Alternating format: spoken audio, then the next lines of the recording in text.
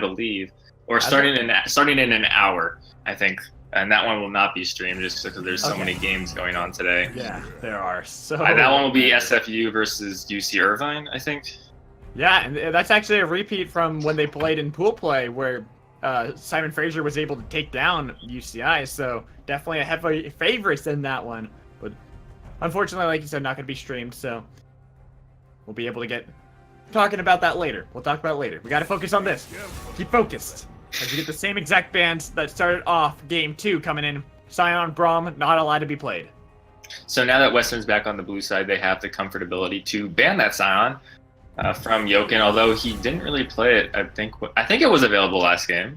Was it? No, it was first ban. First ban for Braum and Scion. Exact same bands. Okay, I remember the Braum and the Kaisa. So a lot of this Kaisa just not on the table whatsoever for either team. Well, such a strong EDK. Have you seen the bug that happens with Kaisa? Where you can emote? You can emote. Oh, yeah. No, but we're on 8.7. That's been fixed. No. That's on 8.7. Yeah. Tiza said it was fixed in 8.7, but they might have hot fixed it. They probably did.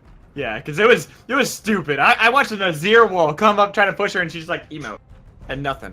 Like, that's skill expression, dude. That's just staying in the game. Okay, well, besides that, we see Xayah banned again, but this time it's Short Hop banning it, so he doesn't want to even see that on the other side of the rift this time around. So Psionics and Digital Lotus not going to have that powerful combination, while Caitlyn taken off the table could be a potential first pick had they left that open. 380 carries gone just like game 1, so now will Short Hop fall back to this Ashe or the Jinx or even something else? But the Trundle is up and available. Happy to play that one again. It was very successful. It's something that is just first pick worthy for the jungle. Can deny Olaf, can deny Skarner, and really force you onto something that's a little bit more unconventional. And actually, my bad. Julius played Jax last game. It was Harry Sixpacks on the Trundle, but the Trundle did have a lot of success in the early game. We see the strength of that champion, and it also discourages the Olaf from being picked, which is a very high priority jungler. So grabbing up that Trundle really gives you control of this draft from that position.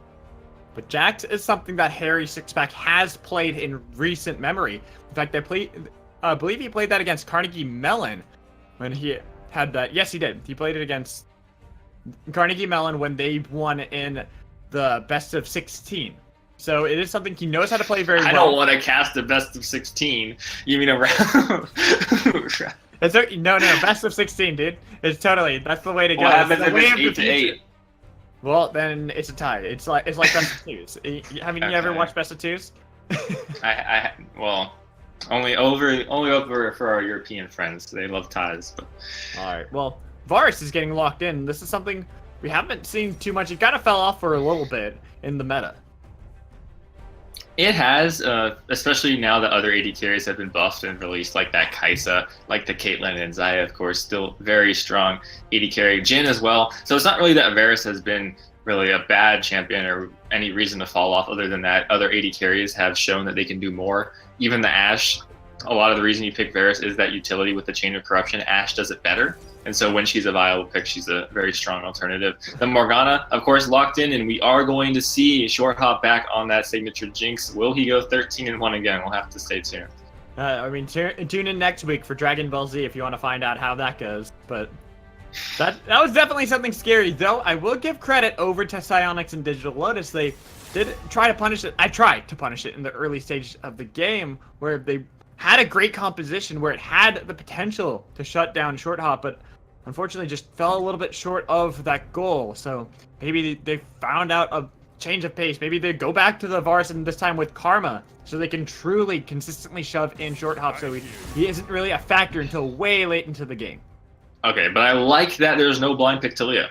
There's no Taliyah in this first phase for open backpack. I don't think it will be banned for Western because it hasn't really been too much of an issue. It's been more of an annoyance, if anything. But hopefully this means open backpack is okay to either save that red side counter pick for himself now that they already picked their top lane, so blind. So the open options are opened up for that Anivia, or something more like a team fight scaling champ like the Azir Rise. Do we think that the Trundle could go top lane into the Ornn and have Julius on something that might be a little bit more of a counter to the Jax? Well, we includes you, so what do you think? Well, I was. It's certainly an option. It is certainly an option. Trundle is a viable flex pick and still can do well in the top lane given the right matchup. And Ornn is certainly one of those tank matches where you can do okay. Ornn definitely not someone to be underestimated though. He does have some damage and if played properly can kind of outplay that Trundle at least in the early game. But it does leave a lot of flexibility, especially with the fact that they're saving their top/jungle so late in the draft for this last pick. It kind of leaves Ottawa on their toes here. And 2 support bands come in from Western, maybe trying to see if they can force Lotus onto something a little bit less conventional, such as that Nami, something we don't really see currently on the 8.7 meta. So once for the third straight game, this is a strong lane coming out from the Varus Nami. If this was picked like 2 patches ago when Varus was considered very strong and you would even see some Nami play in pro, this would be one of the strongest lanes you could pick. It's not necessarily Xayah Rakan or something like Kalista Thresh that does very well as a duo once they unlock their ultimates. This duo is very effective from level 1 at getting lane dominance. And you're seeing that they're even saving open backpacks counterpick, but the Zac is going to be locked in now for Julius. That's something he hasn't necessarily had the opportunity to play in these last 2 games. That does indicate that Trundle will be in the top lane into Yokin on Ornn. That Zoe's being hovered. That'd be a great takeaway from open backpack. Sure, you can play the Anivia. Sure, you can play the Talia. But it really does deny the assassination tool. But it will be Vladimir, one of Timona's staple picks. This is just like game 1. And you were right. The Trundle is likely going to be swapped up into that top lane to match the Ornn. So leaving that flexibility in the draft, that is really a great sign for this Western team, and it says that they have a lot of great flexibility in their champion pool. Whoever can play that Trundle the best, and when you bait out that Ornn pick like that, it's going to be very effective. So Nivea looks like it's the lock-in, the final pick for Ottawa. Game 3, definitely liking that they are changing up the mid lane, trying to change up the top lane even with the Ornn matchup, make it so that Yokin's on something that's going to help out in these team fights. I love the combination as well with the Nami, the Tidal Wave into the Call of the Forge God. There's so much potential for long-range engage out of Ottawa. And if you can keep them locked down for a very long time, that Frost Storm from Nivea is going to be doing a hell of a lot of damage. You do have to worry about the Vlad again. It didn't seem like in game 1 they had a lot of great ways to control what Shimona could do. So he kind of flew under the radar as in he didn't get very fed. But it's not like he was ineffective. There was no really way for them to control him, so he just got to skill up with that proto belt and just wreak havoc in team fights. Because when you have a 13-1 Jinx in your game, you're not really concerned about the Vladimir as much. And so Ottawa's going to be left hoping that Shorehop doesn't get this advantage yet again. Plus, Epic being on the Trundle. We saw him split pushing with Gnar before game 1. He was quite a menace. Even the Singe game, while he had a weaker showing in the early game, definitely started coming online being a menace where it wasn't really likely that Yokin could duel with him, even being so far ahead with the Camille. This time, Trundle's so great at taking down towers so quickly that if Ornn's ever not in a lane for any amount of time, these towers will fall quick.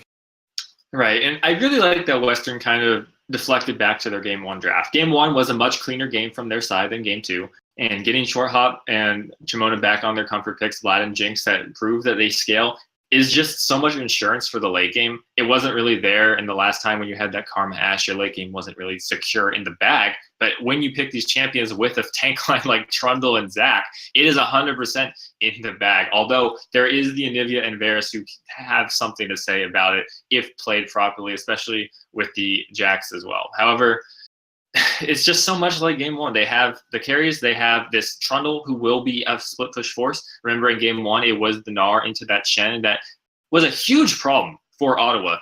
There was almost always 2 levels up for the Gnar, I believe, and he ended up getting the inhibitor that really broke the game wide open by himself. And then instead of this Braum, you have the Morgana. Instead of the Olaf, you have the Zac. But they do fulfill similar roles. Zac is obviously takes a lot longer to come online, but is more effective in those team fights at locking people down for the Jinx and Vlad. And Morgana is a little bit more disengage oriented than the Braum. And plus, I always like the Black Shield that you can give to Jinx, who is so immobile, and if she gets caught out, a good Chain of Corruptions, maybe even Counter-Strike, can lock her down for way too long and make her a non-factor. But this time, and we saw it in game 2 where they had Morgana, had that potential, though I will say Shorehop had maybe questionable positioning at times. Jinx has a little bit more range, especially with the rockets that she's able to throw out. And the Morgana also means you don't necessarily have to buy that QSS as early as he did in game 1, so that will let him get damage items unlocked a little sooner, which will be useful because you're going to be fighting up against a very tanky Ornn and Jax with a lot of healing. And if you do kill the Nivea, you have to spend extra time breaking through that egg. Varus, of course, you want to get out of that lane too, so maybe going for that double Doran's sustain in the early game will pay off dividends a little bit sooner than having to buy the QSS. But still, for me, this game, it almost feels reminiscent of Game 1, especially with the composition from Western. Well, a lot of champions have been swapped around here and there. Still feels like they want to have those skirmishes early into the game and make it so that Ottawa don't have a Nivea scaling up, even Jax scaling up a little bit where he can become more of a threat. Yeah, both teams have ways that they can CL. Both teams also have great ways to execute in the early game. Of course, this Varus Nami bot lane I touched on very strong. Not really the same situation for Western. They want to kind of farm out this early game like they did in game 1. I'm going to be really watching Harry Sixpack on this Jax because it was something that Julius played to a very potent degree in that game too, but now taking it away from him and trying to play it by himself. It's definitely something he has experience on, but is it what the team needs in this game 3?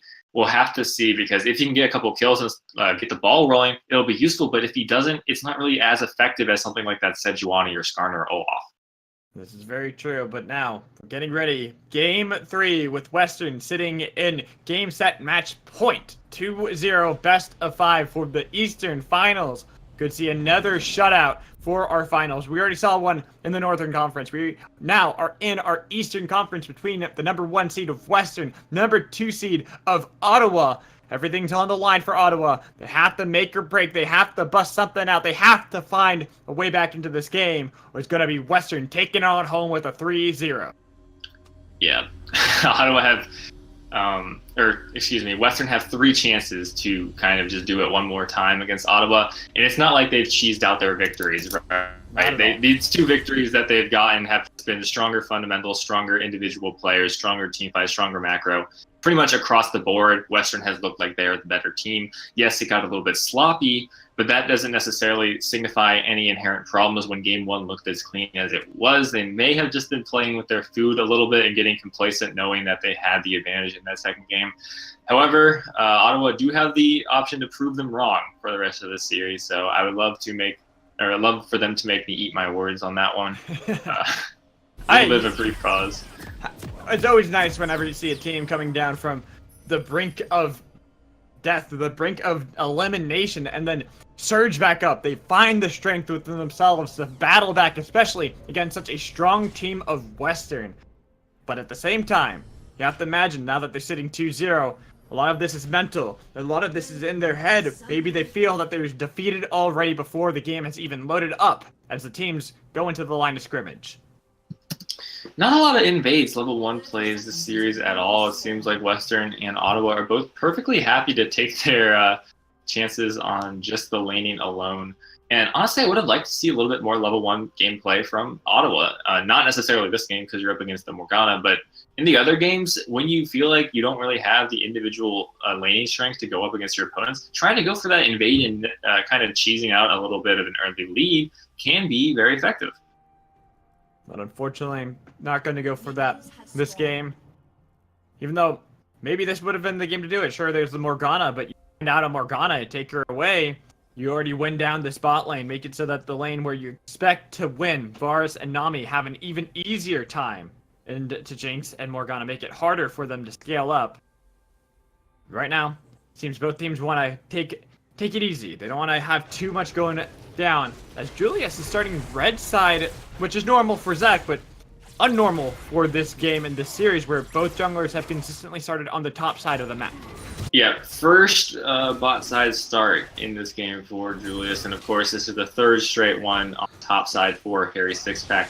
I think part of the reason is they also just don't want their bot lane to go through the burden of leashing and getting there late. Especially when you're playing Varus Nami, you expect to get a lead in that lane. If you haven't been getting the advantages you're expected to in these past couple games, you need every advantage you can get. And that includes getting there first, as you see the CS started out 6-0 because they got the shove.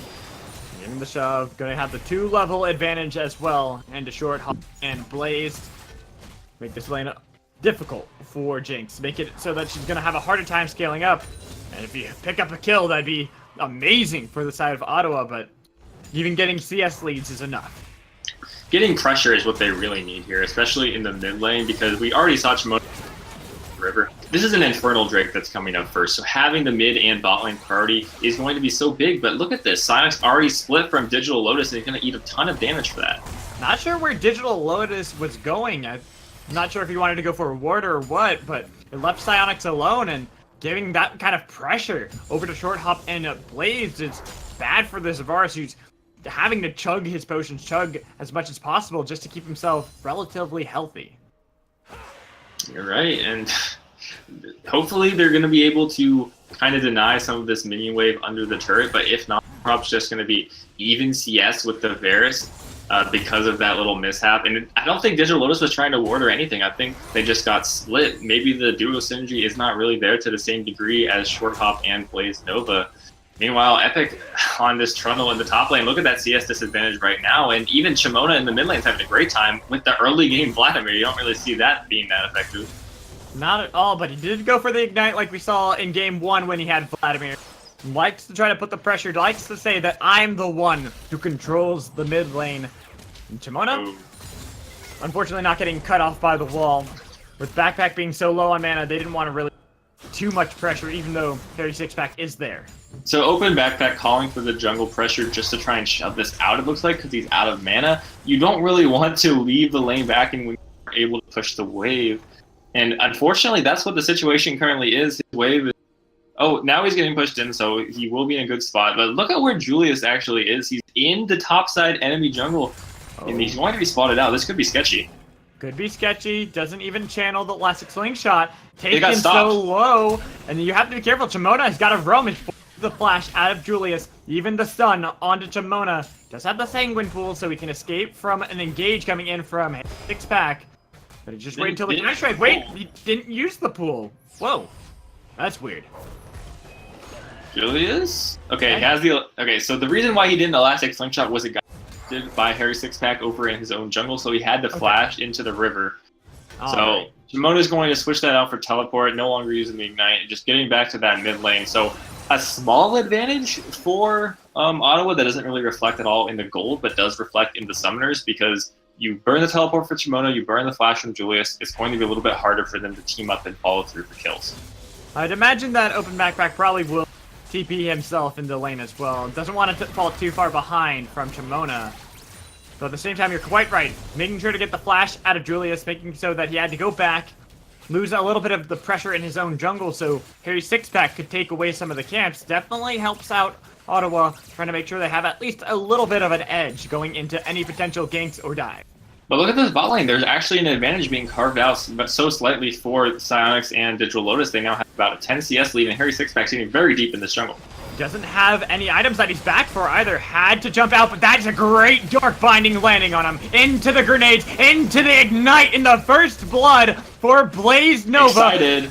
Brings back Psyonix with the stretching strikes as well. Another Dark Binding doesn't connect with the blow, which doesn't matter because they got the double kill going on a Digital Lotus. He doesn't have mana, but he has a tower. 2 kills picked up by Western at 6 minutes into the game. And suddenly Ottawa just threw away their entire bot lane advantage that they were slowly accumulating. And you don't want to have this happen when you had a Jax that could have soloed the Infernal Drake. Now it's all going over to Western.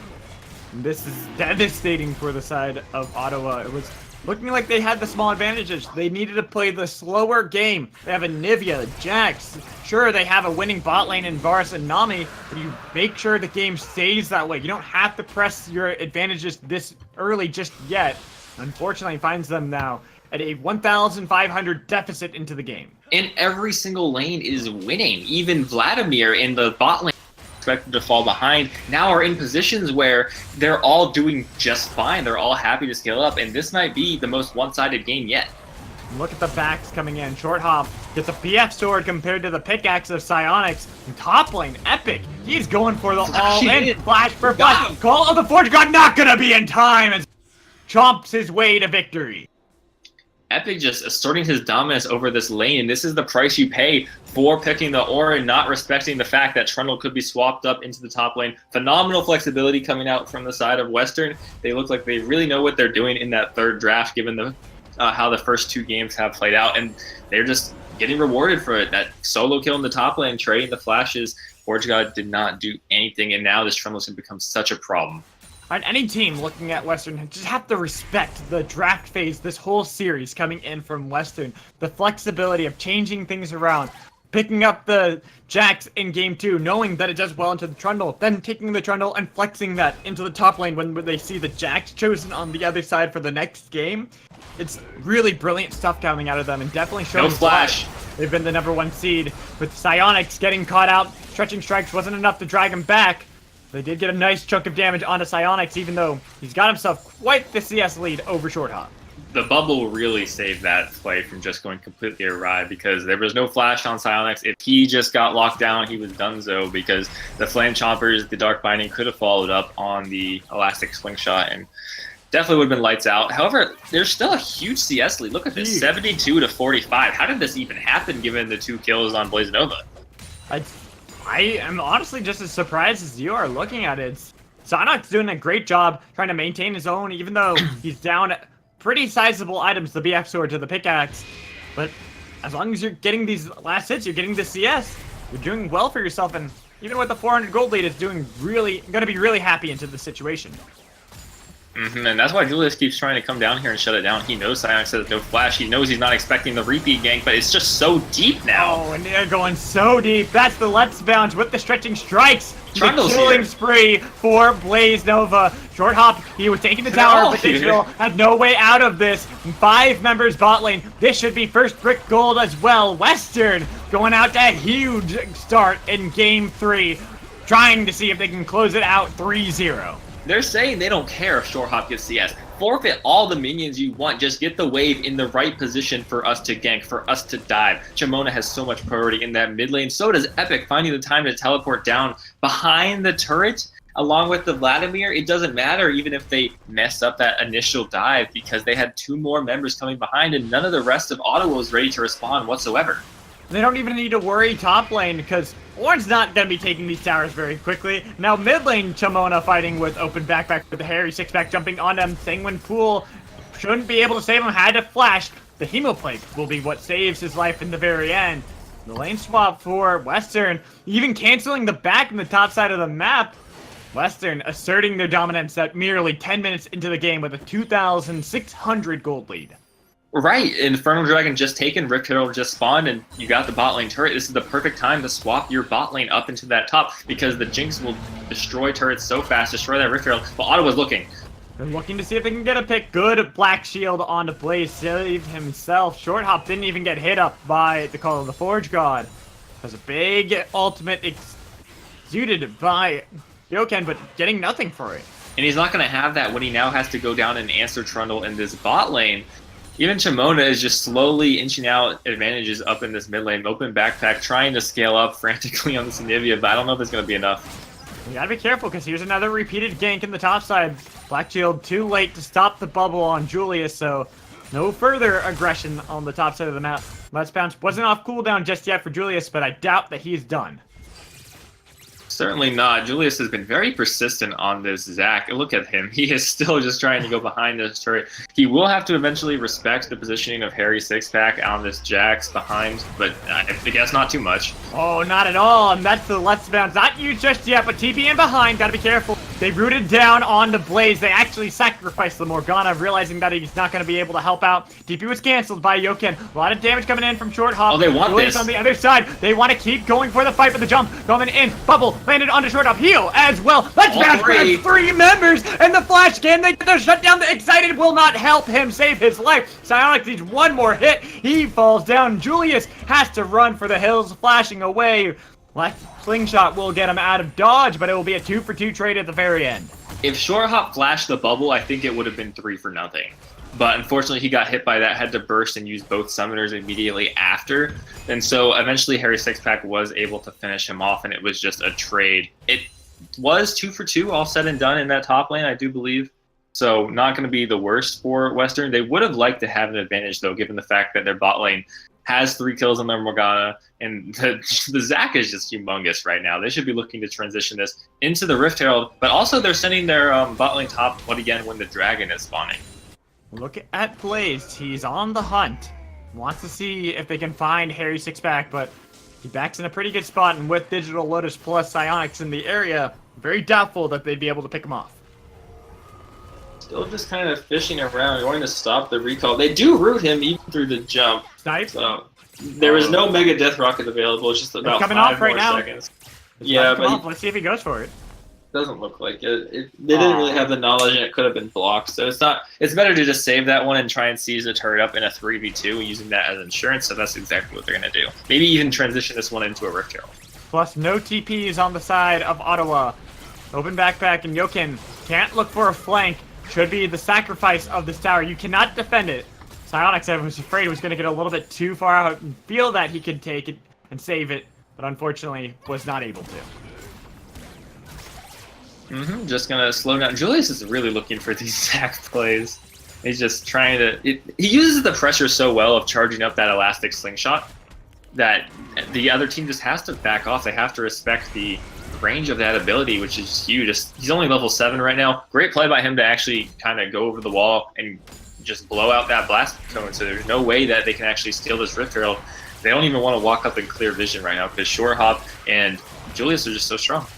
Alright, so we've been talking a lot about Western. We've been praising them for what they've been doing, but we have to remember, this is potentially the final game for Ottawa in the college LoL circuit. They have to find something. They have to get some sort of pick. Maybe they feel that it's epic that they can find out. He has Flash. Have Flash. Let's see if Harry Sixpack is going to try to jump over the wall with them. No. Flash cone. Beautiful. The save epic. And unfortunate, it seemed like these plays coming in from Ottawa just aren't connecting in a way that they would have wanted them.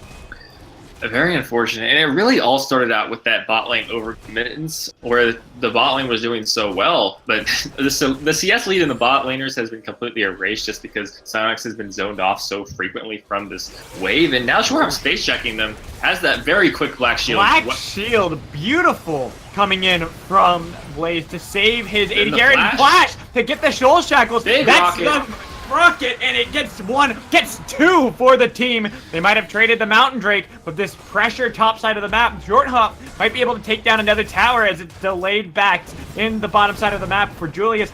Mona on the way, and Blast Pounds got no one.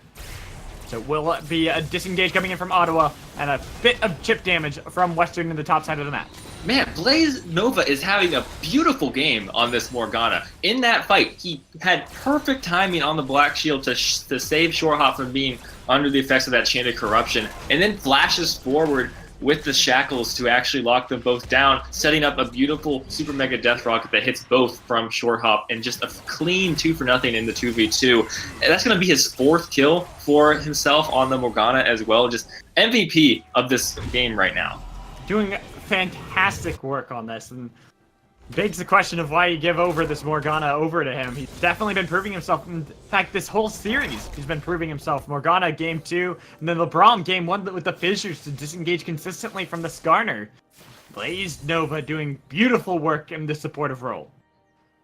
Right, but we have to go back to the topic of what do Ottawa, because we never really got to answer it, and they're now 7,000 gold down at 15 minutes. This is just almost an insurmountable lead. They're not on the same page. Call of the Forge God used when Harry Sixpack is saying, hey bro, we can't get this guy, and it's just more opportunities lost. And this is where it goes back to the mental game, where teams sometimes when they find themselves this far behind, they find it difficult to rally back, and for Ottawa, it does seem to be a little bit of the case here. Yeah, it's when you lose 2 games and there wasn't really that much that you could have done given how it went. Yes, if certain plays went better, you could have had a stronger hold in the game, but it looks like Ottawa doesn't really have the grasp of how to transition those incremental advantages into a much larger lead. And if you don't have that, then really it's difficult to win games against better teams.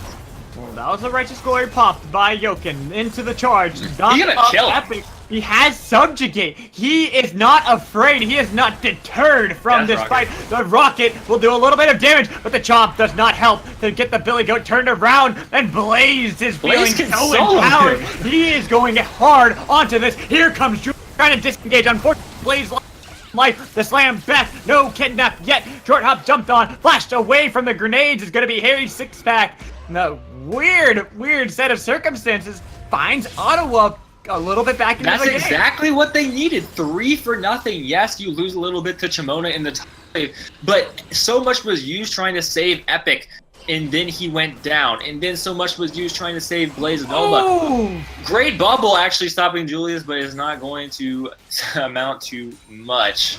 But hey, still. It stopped the Rift Herald though. That's the thing. Oh, it did? Yeah, that's why I was. Oh, you're right. That's. It must have been running out of time for him to use it there. Yeah, he had to, and it was just Digital Lotus noticing, saying, no, you're not opening up the inhibitor prior to 20 minutes. That's just huge for Ottawa, and we saw that 7,000 gold lead, now it's down to about 5,000. And the Nivea hasn't died yet. The Nivea is scaling up quite well. Vera still has a 20 CS lead over the Jinx, and a lot of the kills are on the Morgana, so there is still some hope in this game. However, it's going to be a tall task against the Trundle split push, against the scaling Vlad and Jinx, who have been relatively untouched, and against the immense CC and team fights of Zac and Morgana. Well, so let's answer this, Shadow. What can Ottawa do to get back into this game? More of that. More of overcommitments from Western. As you saw, one kill led to another because everyone was just overcommitting, trying to save their teammates. Hopefully they will learn from that mistake and not actually overcommit again like that. They don't really want to leave anyone behind when they're this far ahead, but they also don't really want to cost themselves that much chance of the game. If they just lost Trunda, it would have been fine, but they lost 3 and they lost the Rift Herald as well, and that's going to really set a damper on their tempo. I feel like, for me, that's where it gets really tricky for Ottawa, where if you're relying so much on Western to make mistakes, this whole series is not boding well.